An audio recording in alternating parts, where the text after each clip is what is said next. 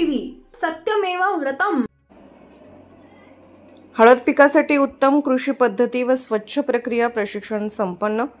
मसाले मंडळ प्रादेशिक कार्यालय मुंबई आणि कृषी विज्ञान केंद्र तोंडापूर यांच्या संयुक्त विद्यमाने हळद पिकासाठी उत्तम कृषी पद्धती आणि स्वच्छ हळद प्रक्रिया यावर एक दिवसीय शेतकरी क्षमता वृद्धी प्रशिक्षण कार्यक्रम संपन्न झाला।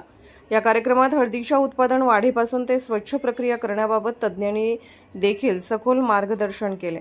कृषी विज्ञान केंद्र तोंडापूर येथे आयोजित या विशेष प्रशिक्षण कार्यशाळेसाठी कृषी विज्ञान केंद्राचे वरिष्ठ शास्त्रज्ञ डॉक्टर पी शेळके, मसाले बोर्ड मुंबईचे उपसंचालक रमन्ना आणि सहसंचालक डॉक्टर ममता रुपोलिया यांचे मार्गदर्शन लाभले। कार्यक्रमात मसाले बोर्डाचे किशोर कुमार, विस्तार सहाय्यक यांनी हळदीच्या बॉयलर, पॉलिशर आणि त्यासाठीच्या शासकीय योजनांबद्दल माहिती दिली।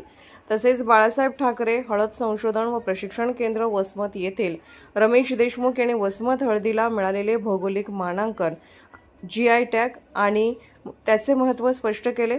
कार्यक्रमाचे प्रमुख मार्गदर्शक कृषी विज्ञान केंद्राचे विशेषज्ञ उद्यानविद्या अनिल ओळंबे यांनी हळद पिकासाठी आवश्यक असलेल्या उत्तम कृषी पद्धतीचे सविस्तर मार्गदर्शन केले। यावेळी गंगाधर शृंगारे, संचालक श्री दत्तगुरू शेतकरी उत्पादक कंपनी कळमनुरी यांनी बेनेबद्दल आणि आधुनिक तंत्रज्ञानाचा वापर यावर भर दिला। या कार्यक्रमात तालुका कृषी अधिकारी महादेव कुंभार, कृषी विभागाचे संतोष वाघमारे, ज्ञानेश्वर कृषी अवजारे उद्योगाचे संजय शिंदे तसेच हिंगोली जिल्ह्यातील अनेक प्रगतशील शेतकरी आणि शेतकरी गट मोठ्या संख्येने उपस्थित होते। कार्यक्रमाच्या यशस्वीतेसाठी कृषी विज्ञान केंद्राच्या तज्ज्ञ टीमने विशेष योगदान दिले।